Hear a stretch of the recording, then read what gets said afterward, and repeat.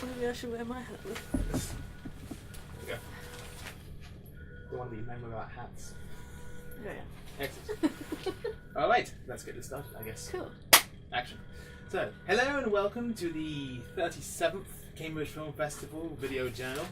We have the... Isn't it 36? 36. 36th even. 37th will be next year. Yeah. So, come back in a year's time and then we'll have the 37th time travel. Film Festival. It's alright, you can walk past, don't worry. I just need to get over there a second. Oh, yeah. Hello and welcome to the 36th Cambridge Film Festival's Video Journal. I am McIntosh. I'm filling in for Jack Toy, who's off gallivanting across England, looking at all the cinemas and just eating all the fine foods and cuisines. We'll have him here tomorrow though, so we'll get to talk to him about that. But first we have lovely Sarah here. Say hello. Hi.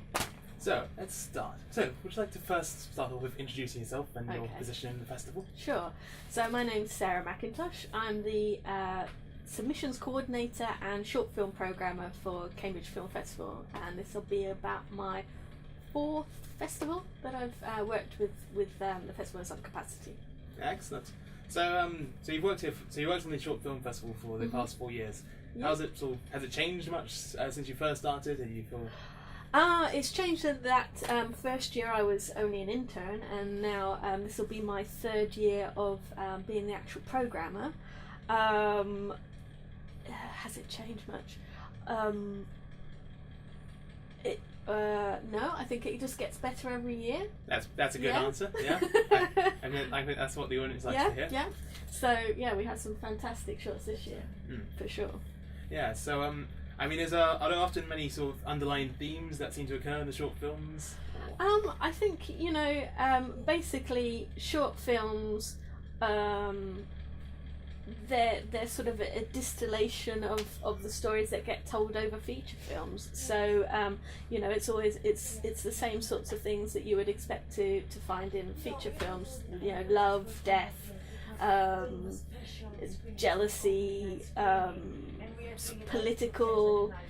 All basically everything that we care about as human beings. Fair enough. And so I've been looking at the short film festival program myself, and one of the directors of the many short films on offer this year is Rid Cook, who was part of Trident Fest. That's right. Yeah. Which was a long gone Cambridge tradition. Yeah. So each year we've tried to.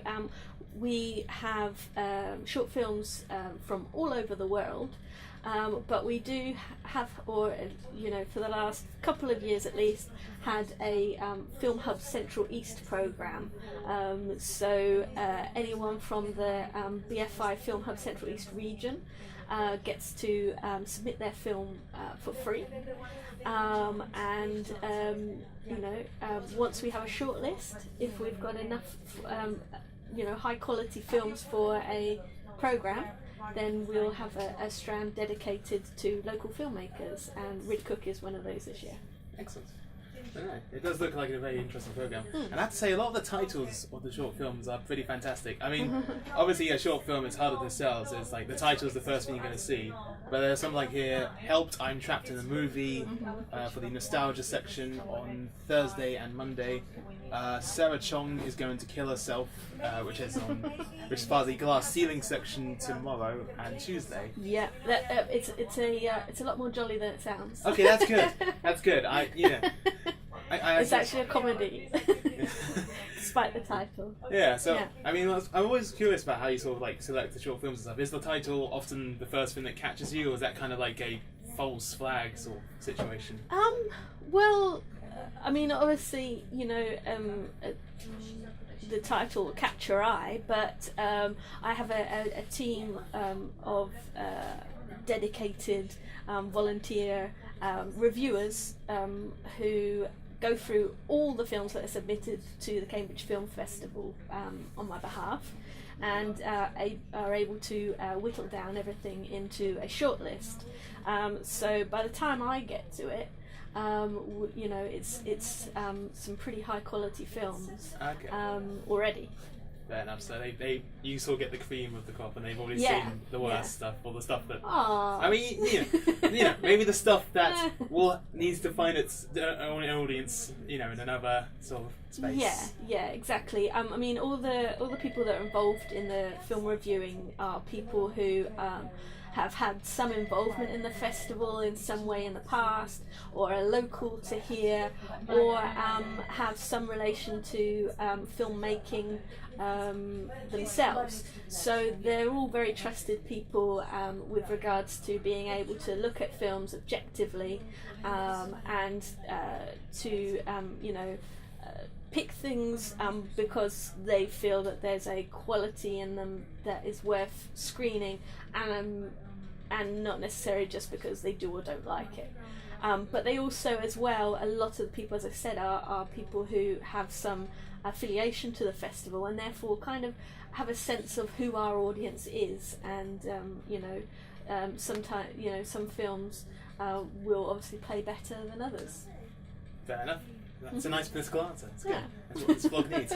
So, in the way of, shall we say, feature films, is there anything in the festival you're particularly aching to see, or your attention span and your work schedule only provides you to see the shorter films? Well, obviously I recommend all the short fusion programs. We've got filmmaker Q&As for pretty much all of them over this sort of coming long weekend, Thursday to Sunday. So you get to ask the director firsthand what the hell was going on. Exactly, yeah. So if you want to come and meet, and as well, before, obviously I want to promote my films. Of course. But well, you can have a small plug now if you want. But as well, but I do want to stress, in the past, we've had filmmakers such as Shane Meadows, Andrea Arnold, Christopher Nolan. They've all been filmmakers who've had short films in the Cambridge Film Festival and then gone on to, obviously big things. So if you want to catch some future person who might do the 60th Batman film, or someone who's going to be really going places, then the short films is a place to see them and kind of meet them in an intimate setting before they get burst too through. famous Yeah, and exactly. think too much of themselves, and before they burst through the stratosphere. So and then their career goes downhill when they make the worst film ever made. But as far as feature films go, I saw some fantastic stuff in Cannes this year. And some of the stuff that we've managed to secure for the festival includes a feature film called, I don't know if it's being called just Chocolat here in the UK, or Monsieur Chocolat. I think When I saw it was Monsieur Chocolat. And in the festival it's being called Chocolat. Is it? Which Okay. makes it a little bit confusing. Yeah, it's not the Johnny Depp film. I keep thinking that's got a reissue or something, but no. No, but it is an absolutely fantastic film. I don't think the trailer does it huge justice. Okay, that's normally a good sign. But it's based on a true story, and it stars Omar Sy as the main protagonist, Monsieur Chocolat, and it's about the first black theatre performer in France.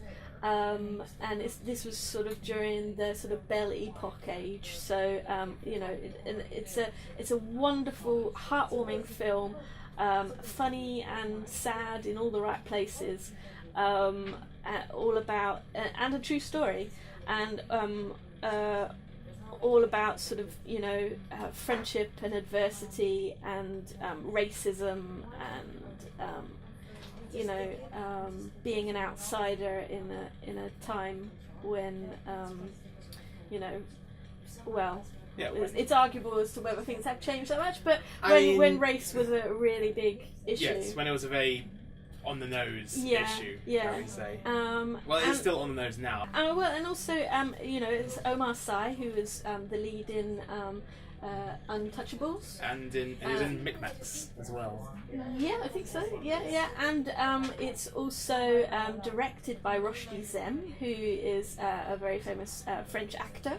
So this is his foray into directing, and it also stars James Thierry, who among other things, is the grandson of Charlie Chaplin. Okay.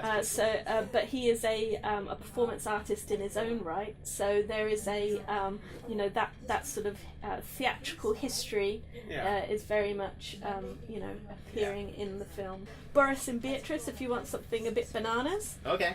I'm looking for films to watch, so I might check that out. That's the new Denis Coté film. It's kind of a little bit Lynchian, a little bit. Well, he's a Canadian director, so it's a bit of an easy thing to kind of compare him to Denis Villeneuve, but there's a little bit of that sort of element of things in there. Yeah, we have a history of weird Canadians coming to the festival. Exactly. Yeah. So, and it's about his third or fourth film that we've actually shown over the years. Okay. So we hear Denis Coté has a long history with Cambridge Film Festival. Excellent. Well, it all looks fantastic. I'll have to check out the short fusion section myself. Yes, do. And I guess that concludes the first day of the Cambridge Film Festival. So, Max. Thank you very much.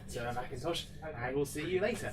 And I'm off to go at some point see I, Daniel Blake. Oh, definitely see that. I'm hoping it is good. Otherwise, I'll have to burn the T-shirt. Yeah. I know we've just said goodbye and everything, but I could go on for a bit longer about I, Daniel Blake. I saw that in Cannes. I was there for the premiere, and it was a standing ovation for 10 minutes, and it was worth every minute that it got.